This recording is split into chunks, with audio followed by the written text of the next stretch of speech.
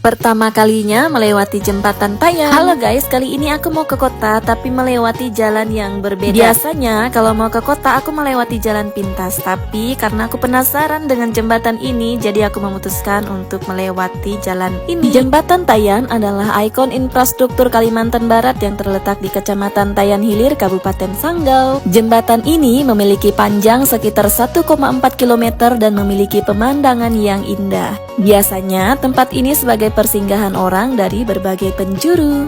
Selain itu, sungai ini akan bermuara sampai ke Sungai Kapuas yang dinobatkan sebagai sungai terpanjang di Indonesia. Jembatan Tayan sebagai penghubung antar daerah memiliki peran yang sangat besar dalam arus lintas daerah. Dan sebelum adanya jembatan ini, masyarakat menyeberang dengan menggunakan kapal peri.